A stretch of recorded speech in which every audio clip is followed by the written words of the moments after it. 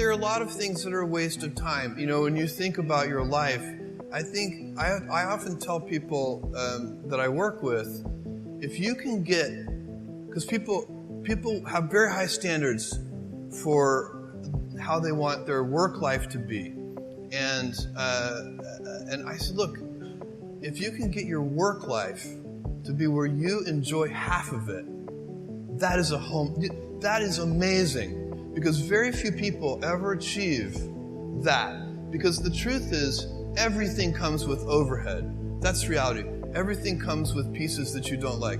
You could be a Supreme Court justice, and there's still going to be pieces of your job you don't like.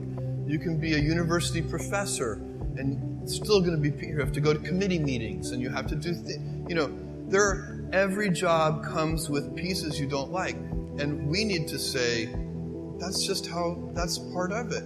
And not resent those pieces, or try not to, but also try to minimize them. I tell senior executives, you should have the least stress. You know, there's this weird, I think, false idea that CEOs, I'm a CEO, there's this false idea that CEOs are under the most stress. Well, I look at that, I'm like, why? You're in charge. Why don't you delegate the stress? It's your choice. The stress primarily comes from not taking action over something that you can have some control over. So if I find that some particular thing is causing me to have stress, that's a warning flag for me. What it means is there's something that I haven't completely identified, perhaps in my conscious mind, that is bothering me, and I haven't yet taken any action on it. I find as soon as I identify it and make the first phone call or send off the first email message or whatever it is that we're going to do to start to address that situation, even if it's not solved, the mere fact that we're addressing it dramatically reduces any stress that might come from it. So stress comes from ignoring things that you shouldn't be ignoring, I think, in large part. So stress doesn't come, people get stress wrong all the time, in my opinion. Stress doesn't come from hard work, for example. You know, you can be working incredibly hard and loving it. And likewise, you can be out of work and incredibly stressed over that. So, and likewise, if you kind of use that as an analogy for what I was just talking about, if you're out of work, but you're going through, a disciplined approach of, a series of job interviews and so on, and working to remedy that situation, you're going to be a lot less stressed than if you're just worrying about it and doing nothing. The advice that I would give entrepreneurs is don't chase the hot new thing, whatever it is. It's so hard to catch something that everybody already knows is hot. Instead, position yourself and wait for the wave to come to you.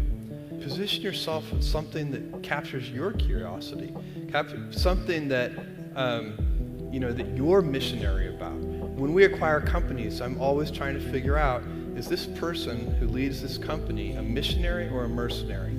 And I don't like mercenaries, and I don't like mercenary cultures. The missionary is building the product, building the service because they love the customer, because they love the product, because they love the service. The mercenary is building the product or the service so that they can flip the company and make money. And one of the great paradoxes is that the missionaries usually end up making more money than the mercenaries anyway. And so pick something you're passionate about. That's my number one piece of advice.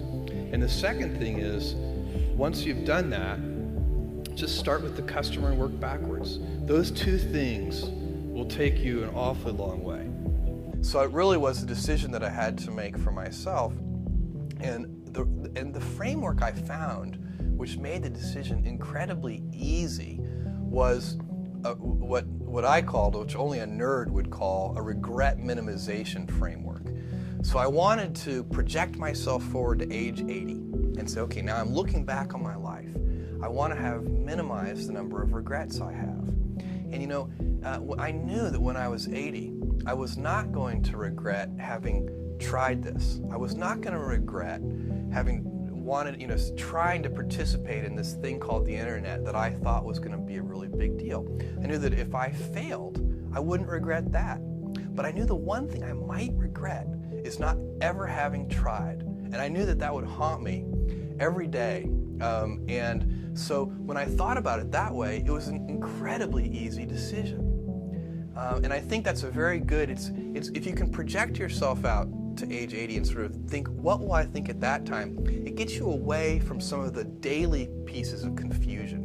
I left this Wall Street firm in the middle of the year. When you do that, you walk away from your annual bonus. And that's the kind of thing that in the short term can confuse you. But if you think about the long term, then you can really make good life decisions that you won't regret later.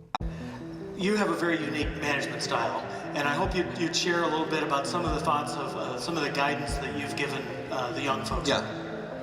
Well, this first quote you guys chose, you don't choose your passions choose you. And I would always advise young people, actually anyone, to get in touch with what you're really passionate about. And it's a gift to have a passion. Some people are lucky they have more than one passion. They have 2 or 3.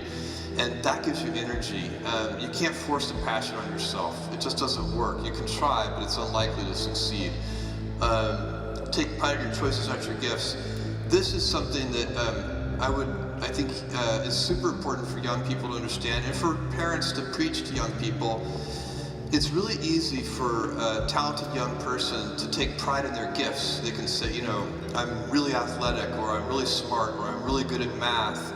And that's fine. You should celebrate your gifts. You should be happy, but you can't be proud of them because they're gifts after all. They were given to you. What you can be proud of is your choices. How did you decide to use your gifts? Did you study hard? Did you work hard? Did you practice? The people who really excel combine gifts and hard work. And the hard work part is a choice. You get to decide that. And that is something, when you're looking back on your life, you will be very proud of. I am building, along with a team of people, including the father of the 10,000-year clock, a guy named Danny Hillis, in a mountain in West Texas, a very large clock designed to last 10,000 years. Now, I know what you're all thinking. Moments ago, he seemed sane. But the clock is a symbol for long-term thinking. And the symbol is important for a couple of reasons. One, if we think long-term, and here I'm thinking, when I say we, I mean we humans.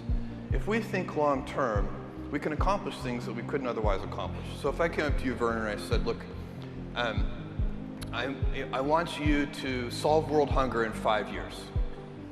You would rightly decline the challenge.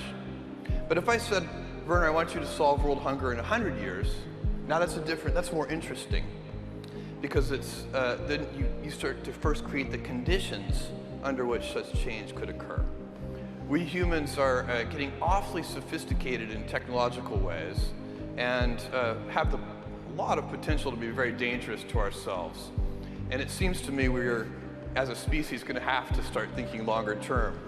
And so this is a symbol. I think symbols can be very powerful.